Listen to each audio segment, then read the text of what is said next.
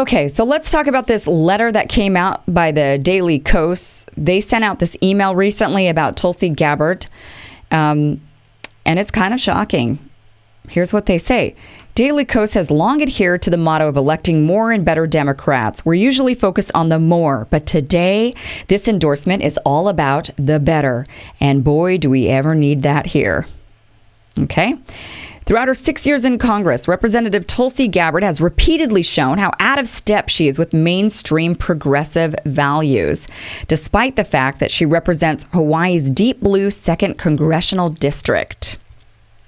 So, first of all, we probably have a disagreement on what progressive means. Okay. So they go on, and this is what they say about her faulty progressive record. Gabbard has cozied up to Syrian dictator Bashar al-Assad, even visiting him on a secret trip to Syria 2 years ago. They make it sound like they're dating. Was one of the first and only Democrats to meet with Donald Trump after he won in 2016. Okay, I wasn't thrilled at all. I mean, I was sort of traumatized with Donald Trump winning. I mean, really. It was actually traumatic for me. But he still did win, like it or not. And I would expect that our congressional leaders and that others would meet with him. I mean, are you going to fault Barack Obama for meeting with him and giving him advice also and not digging his heels into the ground and saying, no, you're illegitimate and I'm not going to even recognize you? I mean, really, is this where we're at? So her meeting with him, and was the first one and one of the only ones to meet with him, I don't take issue with that. I think that means somebody who's understanding their job. Okay. Refused to sign a letter from 169 House Democrats denouncing Trump for appointing white nationalist Steve Bannon as a White House strategist. Okay, so let's talk about that for just a second.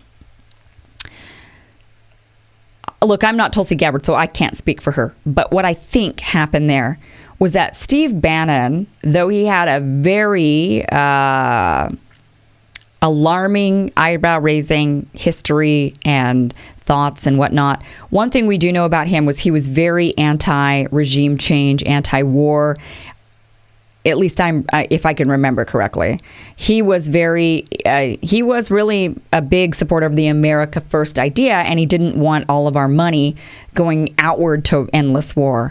So I think maybe she supported that idea because that is the biggest thing from what I can tell with Tulsi. That's her number one. She does not want these endless wars. She does not want the regime changes that are going on. She's just really, really staunchly against that. I think that is her number one personal feeling because you know what?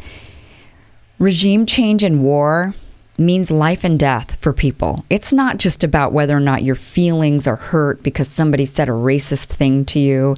It's not about whether or not somebody was sexist to you or said something. I mean, it's literally life and death. And if I had and I do prioritize life and death in these situations over my feelings being hurt, over maybe somebody who has thoughts that we don't agree on anything else, but what we can agree on is that people aren't going to die senselessly. Maybe that's where she was coming from there. And that is my personal number one issue. If I had to rank all of my political issues, it's life and death first. I do not want us to blow children up and march into communities and end up slaughtering people at wedding parties and, you know, blowing kids up on buses. I mean, just the stuff that's gone on. It's not just whether or not, you know, I feel like I have personal freedom in my life. I mean, it's life and death. So that's, to me, number one. And then, you know, there's a whole slew of other things that are right there after that. So I would think that was her feeling on that. Goes on to say, has declined to sign on to a ban on assault weapons. So much to say on that. I don't fault her for that. The term assault weapon is not something that right-wingers recognize. So it's really important that we use the right language when it comes to having the debate on guns. And the biggest issue when it comes to the debate on guns is the fact that the NRA spends so much money on the Republican leaders in Congress that we can't have a debate on guns. So it's pointless to kind of I mean, assault weapon is not, that's not an actual, yeah. I mean, I don't think I would have signed on that either, because I'd have said, that's not a term. What's an assault weapon to you? They're all assault weapons. Technically, they're all assault weapons. What do you think they're for? They're for assaulting animals or people. That's what they're for. So I don't know. Anyway, I'm not going to blame her on that one. I think there's definitely stuff we need to do in order to regulate guns. I think we could put a ban on bump stocks. Anything that's going to turn your weapon into a machine gun, which is illegal, should probably be banned. Universal background checks to make sure that healthy people have access to the weapons and not unhealthy people. I think that's probably common sense. Maybe we could definitely have a conversation about the number of rounds that a weapon can have before it has to reload. I think that's 100% fair and something that absolutely should be regulated. You've got to give people time to, you got to give people a chance. The reload time allows people to have a chance. Anyway, I could go on and on and on that, but I'm not going to blame her for assault weapons, not signing off on that when we don't know what they meant by assault weapon. Has cultivated ties with violent Hindu nationalists in India. Well, okay, then I guess Barack Obama and Clinton and everybody else has too. Because everybody's... Anyway, voted to make it all but impossible. And okay, I shouldn't just say anyway on that. They're saying radical Islamic terrorism. Oh, I'm sorry. I'm on the wrong one here. Cultivated ties with violent Hindu nationalists in India. A lot of them are talking about Modi. Barack Obama met with Modi several times, 8 times, in fact, before he left the White House and even called him on his way out. So the next one here, attacked Barack Obama for refusing to use the phrase radical Islamic terrorism. Voted to make it all but impossible for Syrian refugees to settle in the U.S. and told a reporter in 2016 that her personal views opposing abortion rights haven't changed. A little bit on that one before we go on with this email. I don't really care if you agree with my life choices or not. I really don't. Because let's face it, you probably don't. You're probably going to look at my dating history and you've got opinions. You've got thoughts, right? You're probably going to look at some of my other life choices, and I'm sure you've got thoughts. And I'm sure if I looked at yours, I would have some thoughts too. So I don't need us to agree and approve of one another. I just need for us to agree that we're not going to get the government involved. That's what I need us to agree on. So I don't need a woman to feel like, yes, abortion's totally fine. If a woman feels like abortion to her is disgusting and abhorrent and she just thinks that it's a murder, okay, as long as she also thinks that the government shouldn't be involved in that choice. And there are a lot of women who feel that way, and a lot of men who feel that way, where they say they personally are pro-life, but they also are firmly against the government getting involved. That to me is totally fair. I don't need you to agree if I choose to move in with my boyfriend before we're married. Maybe you're morally against that. Maybe you believe you're very religious. You believe in the Bible, and you don't think that that's morally okay. But how do you feel about the government regulating that choice? That's what I care about. Because here's the deal. I don't know what tomorrow's moral issue is going to be, right? I know today what we're fighting. I know about the LGBTQ. I know about women's choice, but I can't even predict what tomorrow the new right, the new fight about whatever right it's going to be. I don't know what it's going to be.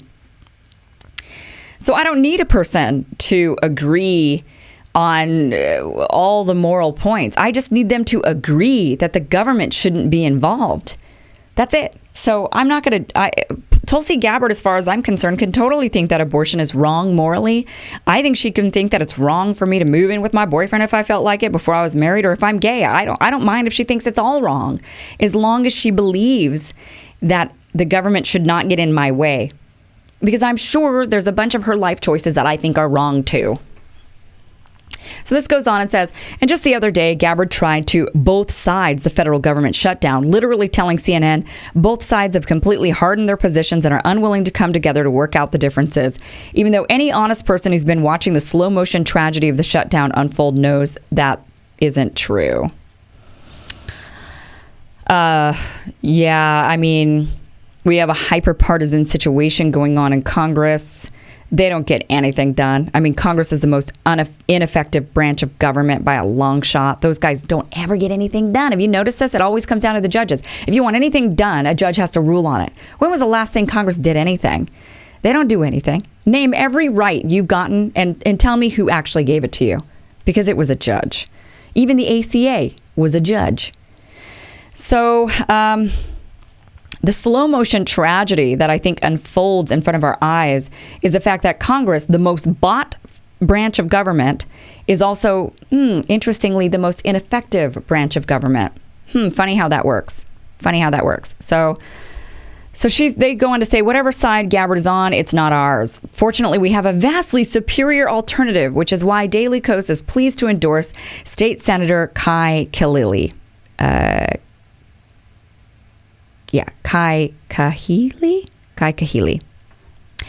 It's time to send anti-choice, anti-gun control, pro-dictator Democrat Tulsi Gabbard packing. Please give $3 today to send a much better Democrat to Congress.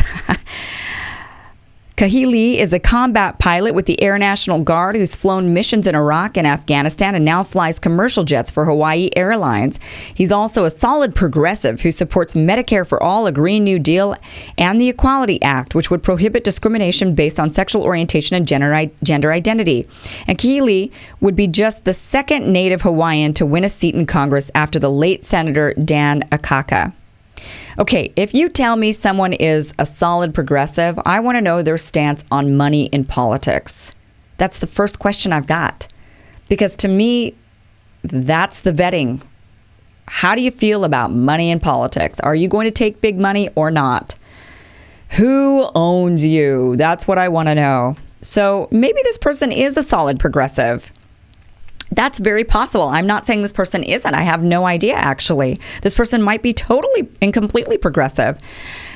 But this email is not quite understanding of clearly what the progressive movement is. So they go on to say, Gabbard recently kicked off a bid for president, ensuring that she'll be spending lots of time far from home and far from the needs of her constituents. Hawaii law allows her to also run for re-election simultaneously. But while she's busy visiting county fairs in Iowa and diners in New Hampshire, look at how they make that sound. Kahili will be making his case that Hawaii needs a dedicated full-time representative to voters early and often. And then here's what's interesting about this email. It says, despite her record, Gabbard is still popular in Hawaii and she won't be easy to beat.